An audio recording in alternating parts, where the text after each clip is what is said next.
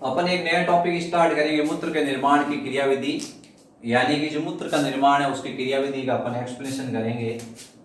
मूत्र का निर्माण 3 चरणों में होता है। मूत्र के निर्माण की क्रियाविधि ये 3 चरणों के अंदर बच्चों स्टेप्स होगा। सबसे पहला स्टेप है जिसका नाम है परानिस्यंदन। परानिस्यंदन जिसको अपन कहते हैं अल्ट्रा फिल्ट्रेशन। क्या कहते हैं? अल्ट्रा फिल्ट्रेशन के नाम से इसको जाना जाता है, अल्ट्रा फिल्ट्रेशन, परानिस्यंदन। सबसे पहले आप बताओगे निस्यंद बनने की क्रिया को, निस्यंद बनने की क्रिया को, निस्यंद बनने की क्रिया को परानिस्यंदन कहते हैं। निस्यंद बनने की क्रिया को परानिस्यंद कहते हैं। ये परिभाषा है। परानिस्यंदन क्या है? निस्यंद बनने की क्रिया को अपन कहते हैं परानिस्यंदन। ये क्रिया केशिका गुच्छ में संपन्न होती है। ये क्रिया कहाँ संपन्न होती है? केशिका गुच्छ में। अब आपको समझाते हैं कैसे क्या होता है।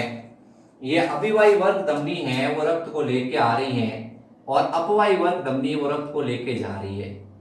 अभिवाही वर्ग धमनी का व्यास ज्यादा है और अपवाही का व्यास कम है। अभिवाही वर्ग धमनी क्या कर रही है? रक्त को लेकर आ रही है। अभिवाही वर्ग धमनी क्या कर रही है? रक्त को लेकर आ रही है, और अपवाही वर्ग धमनी वो रक्त को लेकर जा रही है। अभिवाही वर्ग धमनी रक्त को लेकर आ रही है, अपवाही वर्ग धमनी रक्त को लेकर जा रही है। अभिवाही का व्यास क्या है? ज्यादा है। अभिवाही का व्यास क्या है? अधिक है। अपवाही का व्यास क्या है? कम है। अभिवाही जितना रक्त लाती है उतना अपवाही ले नहीं पाती है। ये रक्त यहाँ इकट्ठा होता है केशिका गुच्छ में। क्या होता है? ये रक्त केशिका गुच्छ में इकट्ठा होता है, और एक दाब लगाता है, द्रवस्थितिक दाब, उसके कारण रक्त छन जाता है। उसके कारण रक्त क्या हो जाएगा? छन जाएगा। एक दाब लगाएगी और उसके कारण रक्त छन जाएगा। इस छने हुए रक्त को अपन कहते हैं निस्यंद। क्या कहते हैं? निस्यंद कहते हैं। ये रक्त छन गया, ये छना हुआ रक्त होता है, इसको कहते हैं निस्यंद। छने हुए रक्त को अपन क्या कहते हैं? निस्यंद कहते हैं। जो छना हुआ रक्त है, जो छने हुए रक्त है, उसको कहा जाता है निस्यंद। ठीक है। इस रक्त होता है, इसका निर्माण कैसे हुआ कि अभिवाही वर्ग धमनी रक्त को लेके आ रही है, अपवाही वर्ग धमनी रक्त को ले जा रही है। अभिवाही का व्यास अधिक है, आपको दिख रहा है इसका व्यास अधिक है, इसका व्यास कम है, तो जितना रक्त आता है उतना रक्त जा नहीं पाता। ये रक्त कहाँ इकट्ठा होता है? केशिका गुच्छ में, और वहां एक दाब डालता है। इस दाब को अपन कहते हैं द्रवस्थितिक दाब। द्रवस्थितिक दाब डाला जाता है। द्रवस्थितिक दाब को कहा जाता है ग्लोमेरुलस हाइड्रोस्टेटिक प्रेशर। इस द्रवस्थितिक दाब के कारण रक्त छन जाता है। इसका मान होता है +70 mmHg। कुछ किताब में इसका मान +75 भी लिखा हुआ है, आपने +70 याद रखना है। अब रक्त छन गया तो निस्यंद, छने हुए रक्त को अपन ने कहा निस्यंद। निस्यंद बनने की क्रिया को क्या कहते हैं? परानिस्यंदन कहते हैं। प्रति मिनट जितना निस्यंद बनता है, प्रति मिनट जितना निस्यंद बनता है उसको कहते हैं निस्यंदन दर। क्या कहते हैं? निस्यंदन दर कहते हैं। 1 मिनट में जितना निस्यंद बनता है उसको निस्यंदन दर कहते हैं। प्रति मिनट कितना निस्यंद बनता है? 125 ml। 24 घंटे में कितना निस्यंद बनता है? 180 लीटर। 180 लीटर खून छनता है, वापस अवशोषित होता है, छनता रहता है, अवशोषित होता रहता है। तो 180 लीटर 24 घंटे में क्या होता है? नेफ्रॉन है उसको छान देता है। उसका 99.2% है वापस अवशोषित हो जाता है, और 0.8% मूत्र के रूप में शरीर से बाहर निकलता है, 1 से 1.5 लीटर।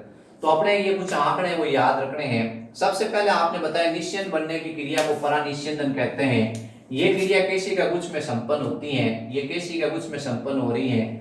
अभिवाही वर्ग धमनी रक्त को लेकर आ रही है। अभिवाही वर्ग धमनी रक्त को लेकर आ रही है, अपवाही वर्ग धमनी उससे रक्त जा रहा है। अभिवाही का व्यास अधिक है, उसके कारण बहुत अधिक रक्त आ रहा है, अपवाही से कम जा रहा है। रक्त कहाँ इकट्ठा हो रहा है? ये रक्त इकट्ठा हो रहा है केशिका गुच्छ में। कहाँ इकट्ठा हो रहा है? केशिका गुच्छ में इकट्ठा हो रहा है, और वहां एक दाब डाल रहा है। उस दाब को कहते हैं द्रवस्थितिक दाब। उसके कारण रक्त छन रहा है। अब कुछ दाब ऐसे होते हैं, जैसे यहाँ प्लाज्मा प्रोटीन, इस छने हुए रक्त में प्लाज्मा प्रोटीन और आरबीसी छनकर नहीं आते हैं। इसमें प्लाज्मा प्रोटीन और आरबीसी छनके नहीं आते हैं। ये क्या करते हैं? यहाँ इकट्ठे हो जाते हैं, यहाँ पे इस तरह से इकट्ठे हो जाते हैं, इकट्ठे हो जाते हैं, और एक दाब डालते हैं जिसका नाम होता है रक्त कोलाइडी परासरणी दाब। जिसका नाम होता है रक्त कोलाइडी परासरणी दाब। ये निस्यंद को छनने से रोकता है। रक्त कोलाइडी प्रासरणी दाब है ब्लड कोलाइडल ऑस्मोटिक प्रेशर, इसका मान होता है -20 -30 mmHg। ठीक है, तो ये रक्त कोलाइडी प्रासरणी दाब, जैसे आप चाय छानते हैं उसमें कभी मलाई आ जाती है, वो उसको छन्नी को ब्लॉक कर देती है। आप घी छानते हैं उसके अंदर वो कचरा आ जाता है, वो क्या करता है उस चीज को ब्लॉक कर देता है। वैसे यहाँ पे ये क्या है, ग्लोमेरुलस झिल्ली है।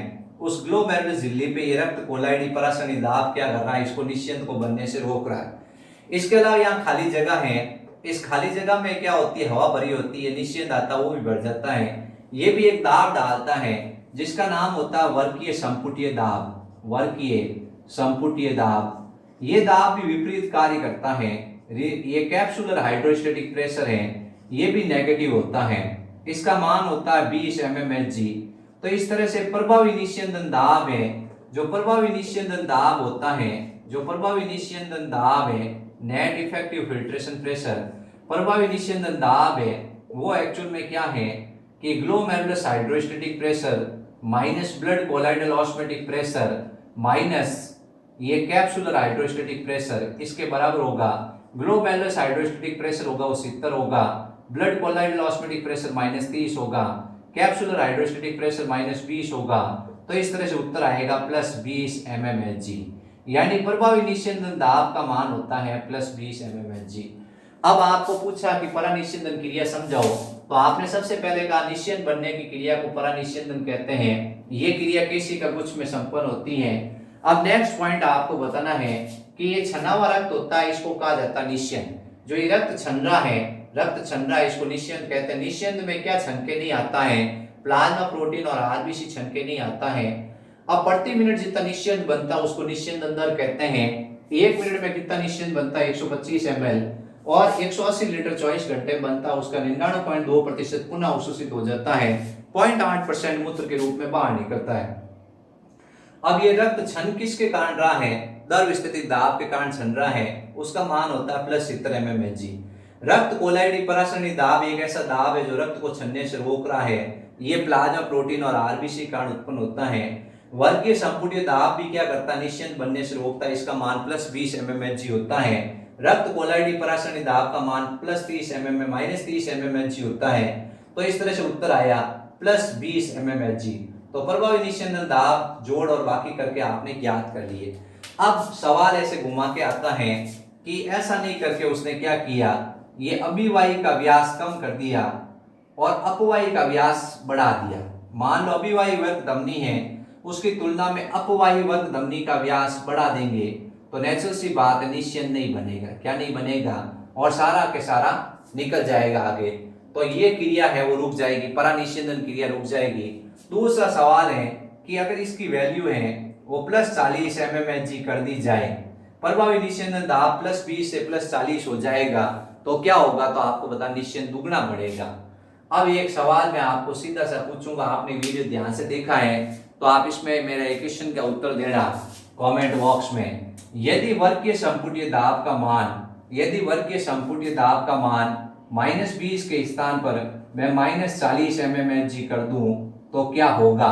आप मुझे कमेंट बॉक्स में उत्तर लिखें और उत्तर दें। और ये चैनल वीडियो कैसा लगा आप कमेंट बॉक्स में जरूर लिखें। मेरे चैनल को शेयर और सब्सक्राइब जरूर करें। Thank you.